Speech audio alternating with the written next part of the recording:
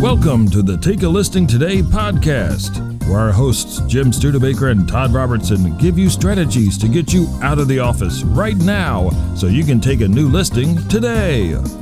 And now, here's Jim and Todd. Welcome back. It's the Take a Listing Today podcast. I'm Jim Studebaker, and there's Todd Robertson. And over here, with her new office in the corner, our producer, Lisa Gray, in the house. Lisa, you're looking good over there. Finally organized. Oh, yeah, she got a shelf behind her and everything. Yeah, I got it all. I have too much room, really. This is too much. Too much? Too much now. All right. Yeah. We'll call the boys back in, have them pare that down a little bit. Yeah, pare it down for her, yes. All right, good. Well, don't forget to visit our website, takealistingtoday.com. You can learn about our upcoming shows, view past episodes, and as always, much, much more. Now, today's show is wonderful. It is titled, How to Succeed in a Low Inventory and High Demand Market. That's pretty much where we are right now, right? In a big way, right? People are dealing with that. We're hearing that conversation, that sentence every single day. Yep. So stay tuned. It is going to be a very informative podcast for you. But Lisa, we want to call somebody and hopefully make their day because we're going to tell them that they are a winner from our fine friends over at ProspectsPLUS.com. And I'm not going to do a crab crawl beforehand because I've got this lovely phone over here. No crab crawl today. No crab crawl. Robert's going to be disappointed. Yeah, that's a shame, but all right. We can do that. Look at this, how simple life is now. Look at I that. swivel. Wow. You swivel over She swivels. and you're dialing the phone. We're going to call a young lady. She does not know she's a big winner in our contest. Hopefully she remembers the contest, but we'll find out here. $120 gift card. I mean, that's nothing to sneeze at. Yeah, that's And if she cool. answers live and gets a question right, she might even win a book, copy of the a Take prize, a Listing. gift card. Ooh. That's even Something. better than money. Pick up. Hello. Hello, is this Tammy? No, you have the wrong number. I'm sorry. Oh, okay. You're not Tammy, the real estate agent? Well, she said it was the wrong number. Oh, okay. Did you hang up already, Lisa? No, I didn't. Oh, 8325. No, I looked at the number. That was accurate.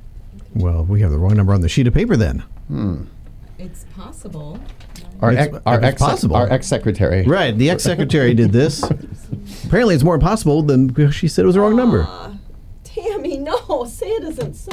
Well, how do we get the right number? Well, I can look real quick and see. I'm going to look her up again, but... Could you? Todd and I could do some jokes or something yes, in the meantime. Do a quick tap dance. No, we probably shouldn't do that. But you know what? Yeah, dancing. How about if I share some statistics about this low inventory, Yes. high demand market that we're in right now while Lisa looks up the correct phone number? Let's jump back into that, and then we'll give Tammy a call here in a Yeah. second. So here's some great stats. Success at achieving new listings increased by 33% when your sales process is defined. So you have to ask yourself, is your sales process something that you have down pat and you know what you're doing at it? And I like that. Is it defined? So that's going to be different for everybody watching and listening. For the superstars, it's going to be, am I running my business, my day-to-day business like a normal small business? Or am I running it sporadically? So define what that means to you because you're self-made success or self-made failure. Absolutely. So here, when agents align their marketing and their sales, they have a 25% higher success rate, which is all about focused effort, aligning the marketing and the sales. And here is the third grade stat. Top agents typically are 250% better at qualifying leads than mediocre run-of-the-mill agents. Now let's go over why that is, right? There's some obvious things. So one is these experienced agents got beat up early on and decided if I'm going to stay in the business, I better get strong at prospecting, presentation, close, and qualifying. So these people qualify 100% of the people, 100% of the time, where a brand new agent might be desperate. Okay, we'll take that listing. We'll Take whatever happens to right, and then they're going to get beat up. They're going to get drained, and then we know what happens there. So these people, Lisa, yes. I found another phone number for her that we can try. Okay. So well, let's try go. that one. You guys are in the middle of something beautiful over there, but let's try her one more time at this number. All right. We'll try a new number here. And if that one works, good. If not, let's dial the first number back. And whoever that person was that answered, let's see if she would like to have a gift card. Yeah, let's see if she wants to get into real estate, maybe. That's fair. Right. I mean, real estate is a very lucrative business right now. Yeah. So So we might go in there. Hi, this is Tammy. Hello, Tammy. This is Jim and Todd and Lisa from the Take a Listing Today podcast. We're live on the air, and we want to ask you, do you know of a company named ProspectsPLUS? Yeah, I use them. I've been using them for years. Oh, you have. Well, that's good I to know, have. because we've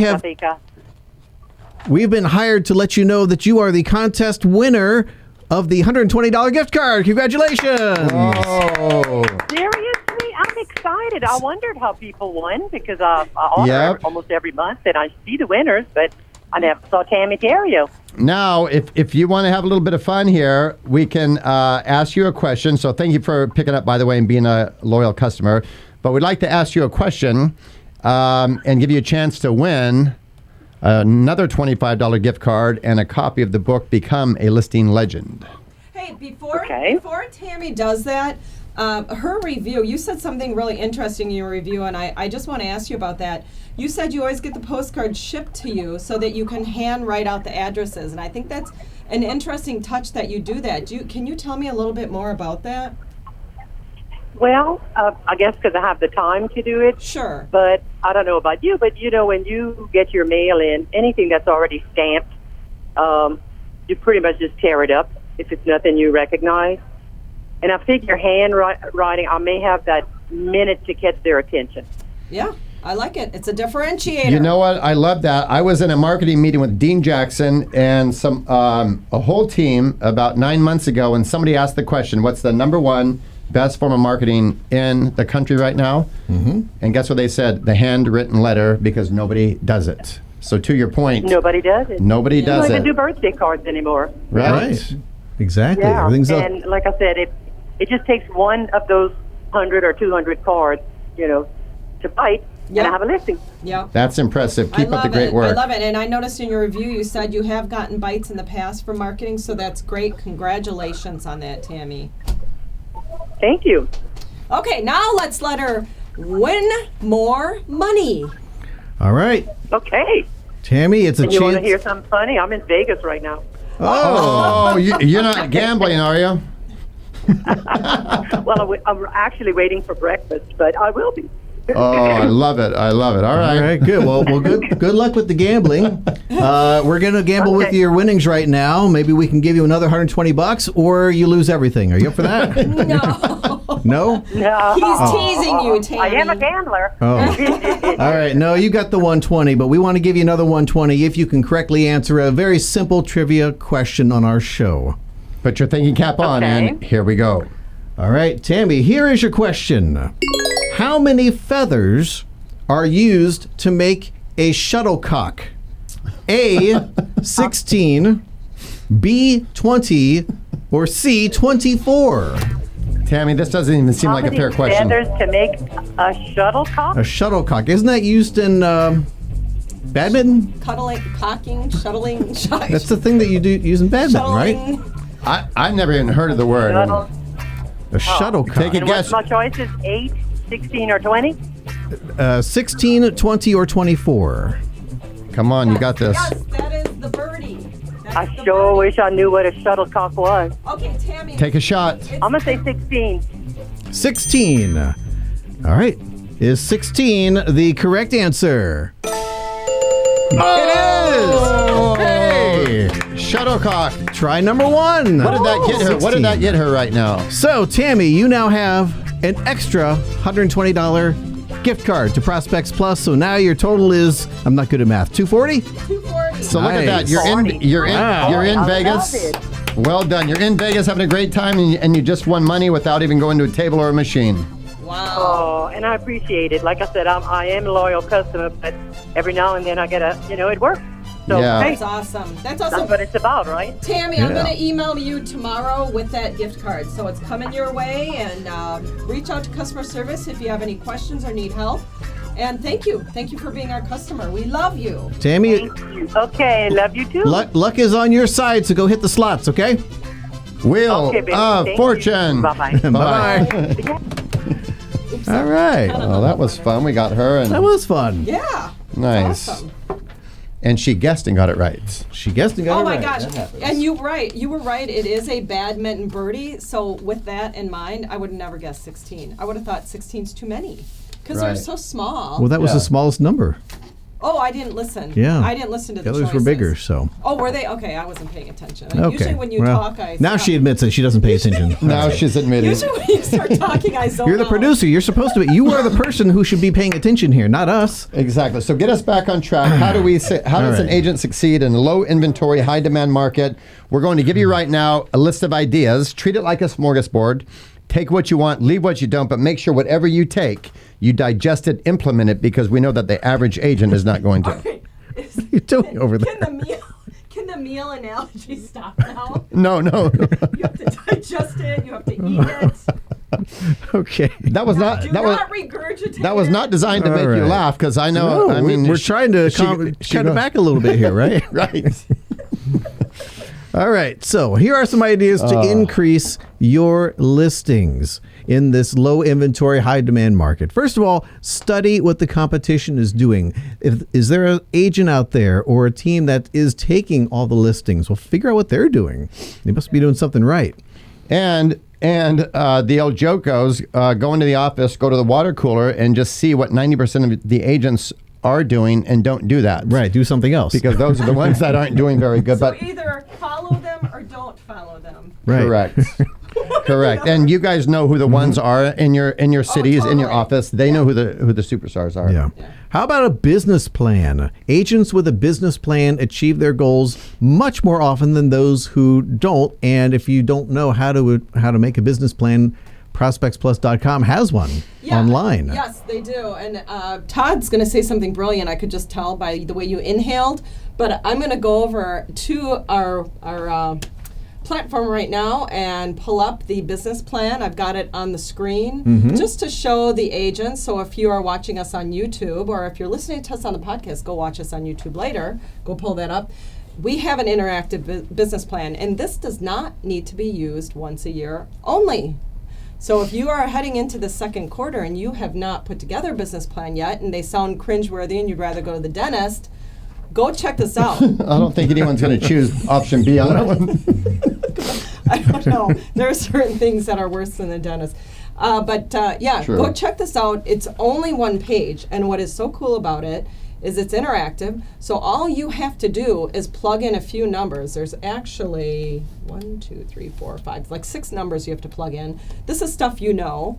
And once you get this plugged in, your income goals, I mean, that's one of the things. So, plug in your annual income goals and what you want to start in second quarter and then become your annual goal. And what I'd like to say about what Lisa's going over right now, here, part of the magic is the simplicity. It's a one-page business plan. Remember, years ago, business plans were 20, 30 pages, and people got overwhelmed and didn't do any of it. And went to the dentist. Right. instead. Right. No, you don't have to. And now you have a one-page, which excites you because you can see what you can do, what you can make, and what has to happen. Yeah, and it's so quick. So you put in your income goal, put in your average commission, and then jump down a couple column or a couple rows, and you've got your average percent of listings taken, and then you've got the average percent of sales contracts written, and appointments needed to obtain one listing, number of contracts needed to obtain one appointment. So it's just a couple different fields that you're filling in. Take a few minutes to do that, and this interactive business plan will give you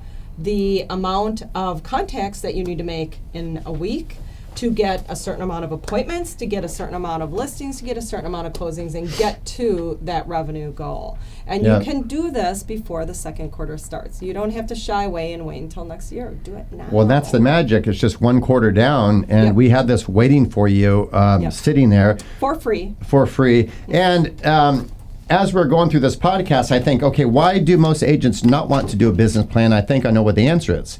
So if you really do this one-page business plan, so this is you holding you accountable because you know what you need to do to make that number happen, correct? But it's kind of like this. It's kind of like you mentioned those that hit their goals and those that don't. Well, then we go back to why don't people have goals? Why don't they have a business plan? The truth is, it's like getting on the scale. Because if you get on the scale is going to tell you the truth. It's going to give you a number. It's not going to give you a paragraph. Say, hey, don't worry, it's been the pandemic and the holidays and I want that scale. You'll be okay. No, we should invent one as it goes around. It gives you a story. But a business plan is the same thing. The business plan will tell you, are you on track, are you off track? There is no maybe. Right. And get you going in the right direction Right. with tangible action steps. And that makes it fun because it's simple. We've simplified it, and Yeah. you can change it. You can alter it as you go. You don't have to beat yourself up. Well, and I do want to say, I jumped through this really quick. You may be thinking, Lisa, what the heck? How am I going to figure this out based on what you did? We did a whole show on this. So go look at our podcast, scroll through. You'll find the show on our interactive business plan, or look on YouTube where our shows are listed, and you'll see that whole show on it. We break it down. We go step by step. Super simple. And the site does all the math for you. Yes. So you don't have to worry about any of that. You just plug in the results that you want, and it tells you what you have to do to get it. Intuitive. Yeah, Yes. it's reverse engineers it. It's really cool. Exactly. So that's the business plan. You also talked about. No, that's right. You stopped there so that I could show the business plan. Please continue. Thank you, Lisa. Let's continue now. What type of marketing with- should they invest in, Jim? Well, the right type of marketing, which of course is the marketing that has the highest ROI. Thank you for asking. Now, take a look at that. Any small business out there, so even outside of real estate, right? Whether this person owns an oil change business, a restaurant, whatever it is, you've got to put some marketing in place. Every single business is going to do it. And I know people get scared, right? But it's the old saying, there's a cost to marketing, there's a cost to not marketing. Which one is greater? So you want to track, and I think this is on our list here, but I'm going to jump ahead. You want to track the marketing that you're doing to see what is working for you, because you have to know that to determine your ROI. So let's look at your farm area. Moving on to the next topic. Does your farm or carrier route have enough turnover? Is it the right niche for you? For example, is it full of young families or seniors? And bottom line, if you're dealing with a carrier route, if you're doing something like the Dominator or a farm area, and they've had no sales in the last 5 years, that's probably not the place that you want to be. Exactly. And our concept with the Dominator is different than what a lot of people do, right? I talk to them every day, every week. Hey, I'm going to do 2 mailings to these 2 zip codes twice a year. So if you have curiosity about the Dominator, just go to our site under products. It's the very last item. There's a 6-minute video that will give you every single detail about it. In essence, it's a 2-year listing campaign that we do for you that you can hyper-localize on the back. And it's bar none the best ground game in the country, and we can offset a third of their costs if their carrier route is open.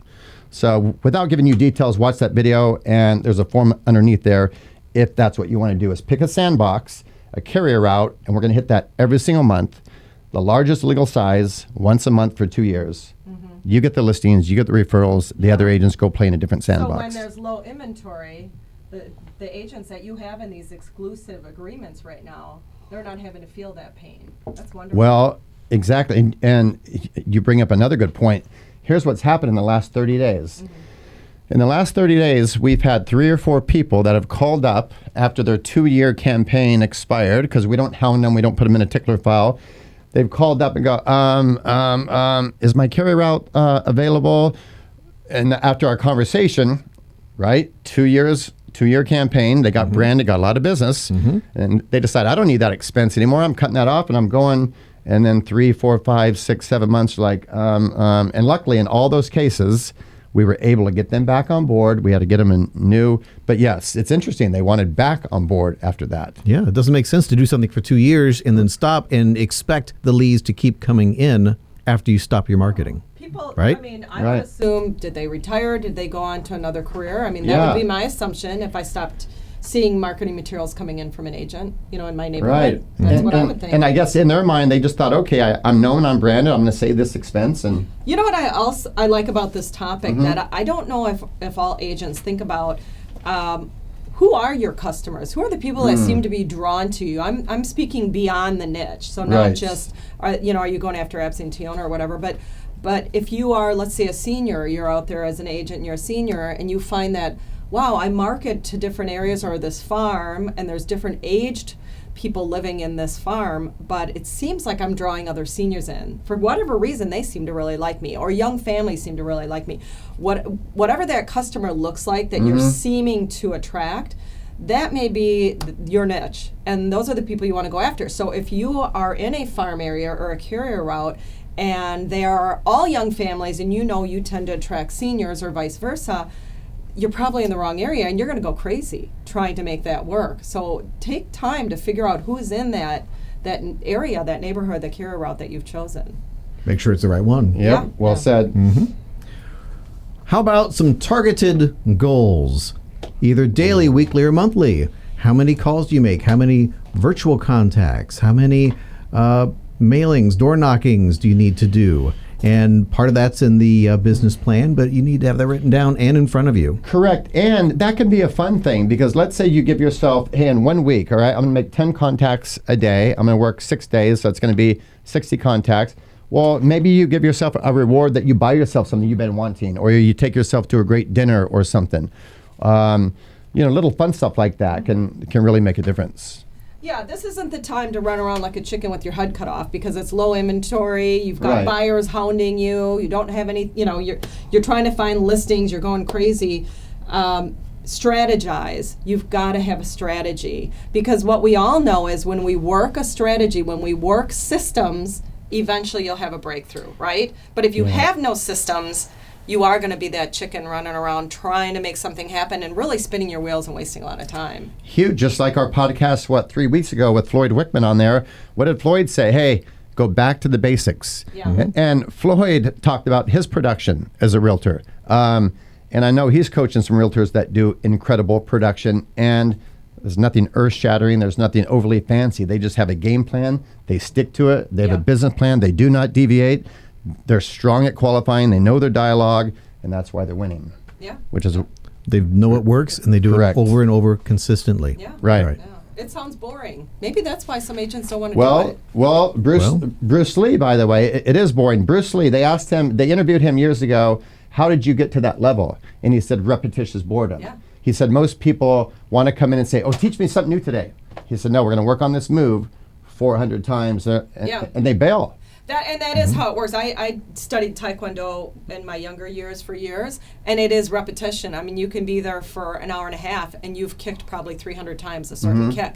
That's what it's all about, over and over and over again. Same with the great realtors, right? The great realtor, you could wake them up in the middle of the night and go, you know what? Well, you take it for 4%. They're going to know what to say because they have it, right? Yeah. It's in there. They have a relaxed sense of confidence. They've been dealing with it.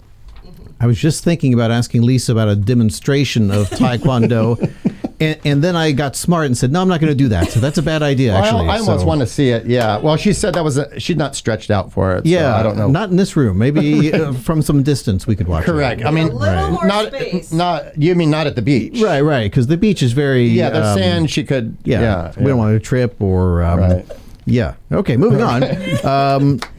The importance of a well-built SOI is very important for times like this and your farm area. So the point of that is consistently hit your SOI, hit your farm area over and over and over. And like we said earlier, when you stop, then people are going to think that you're out of business, you died, something happened. 100%. And here's my thought. Everybody listening and watching right now knows this is 100% true, right? Their broker tells them any seminar they go to, they hear about it.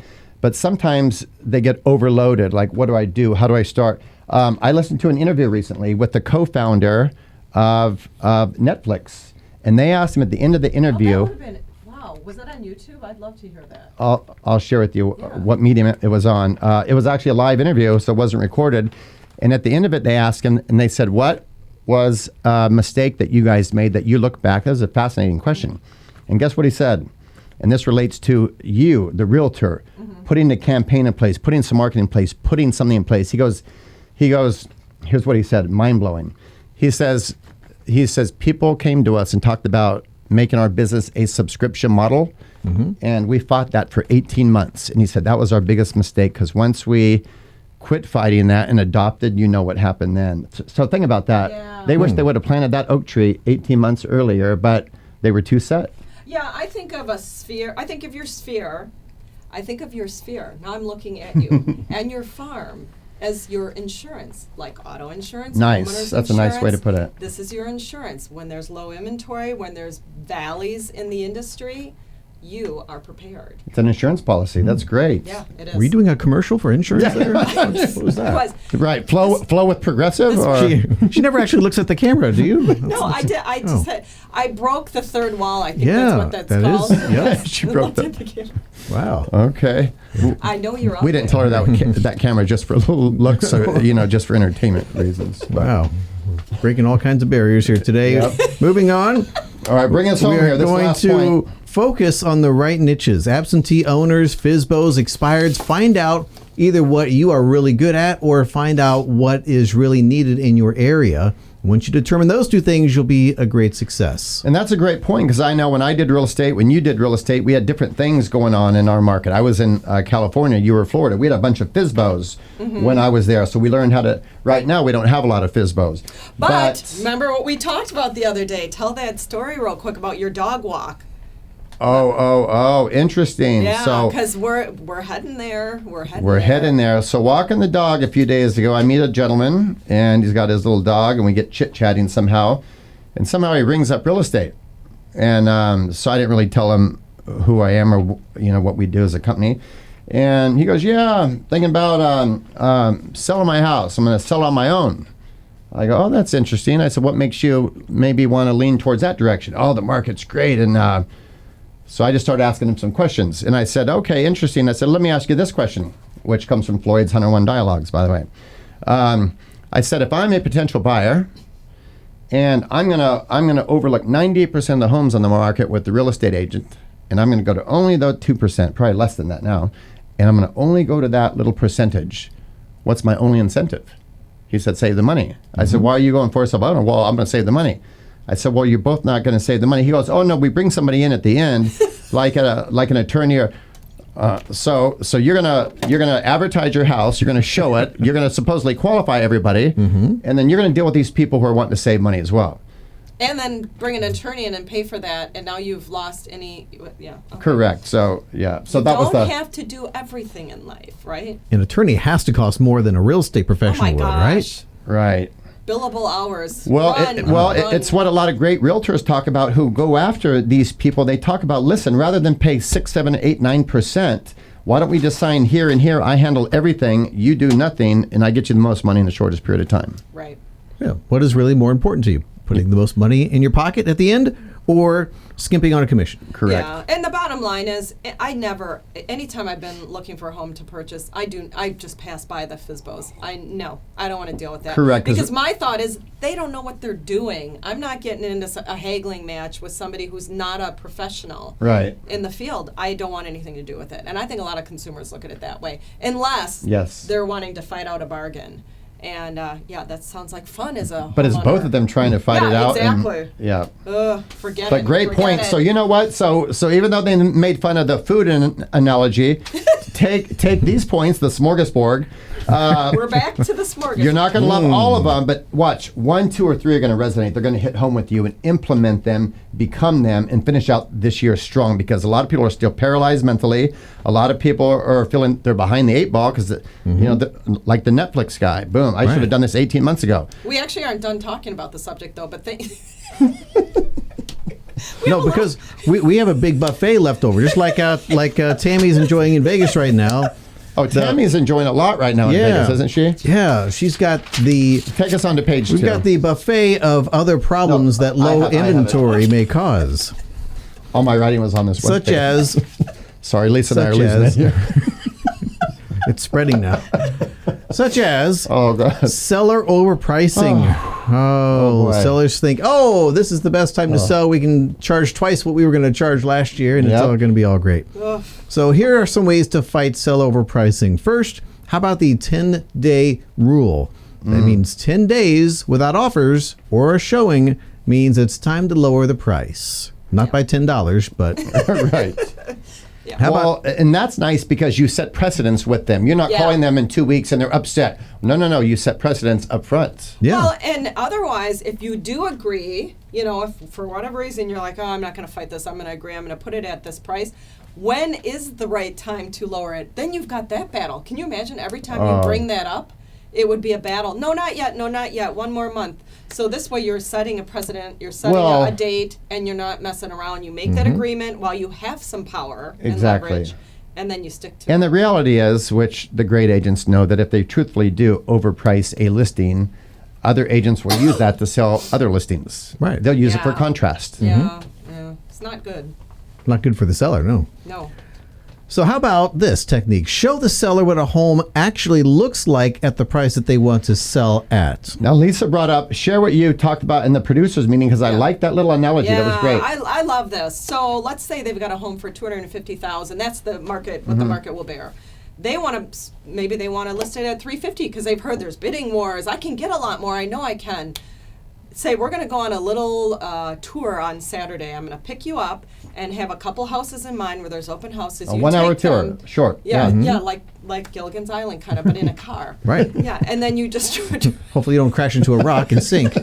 But you just drive, and Gilligan won't be one, but the rest it'll be Take like them in a that. car, okay. Yeah, and then you drive to these couple of houses that are listed at $350,000, and it makes sense. It's what the market will bear, and show them, walk through, point out. Why is this house at $350,000? What is your house lacking that it's not going to meet that number? And in front of their eyes, they're going to get it. They're going to see the differences and understand why putting their home at that price. Now, what's going to happen is, and this is another thing I just thought of that is so great. So people have a price in mind when they start looking at homes, right? So my price, let's say I know I'm pre-qualified for $350,000. Mm-hmm. I'm only going to look at homes that are in that $350,000 range. I'm going to look on Zillow. I'm going to look on Realtor.com. My realtor is going to show me these homes. So I'm looking at all these homes that really warrant $350,000.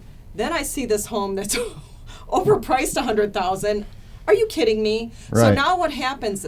The only people looking at this home are people that want more home, and the people who could be buying the home because it's a $250,000 home are not looking at it because it's priced at $350,000. Right. So the actual people who could buy that home don't even know it exists because they're not going to look at a home for $350,000. Right, it doesn't come up on their screen, the radar. Right. Exactly. So that is the Interesting, biggie. interesting. Even more so is you are invisible. Right. You're invisible. Tell them they're invisible, not you. You're a realtor. breaking the wall again. Breaking the wall. I love breaking the wall. No, yeah, they're invisible to their actual buyer. Right, That's scary. Man, if somebody told me that, I'd be like, stop. I won't do it.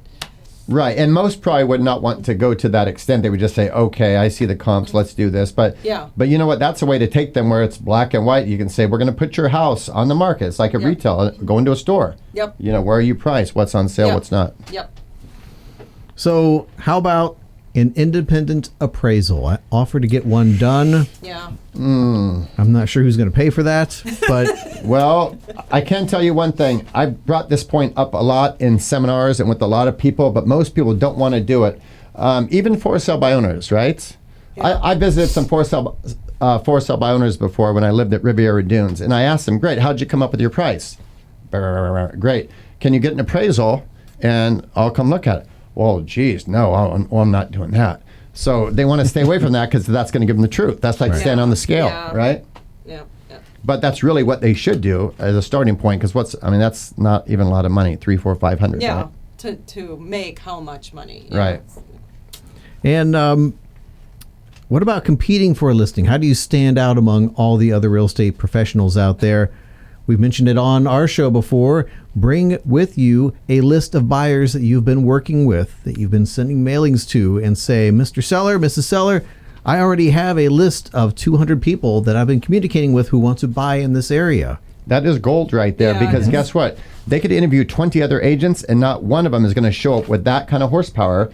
And if you want to take it a step further, like we've talked on the show, you could take that list of high-income renters and put it on a postcard, stamp it, address it, so it's an obligation factor. Yeah.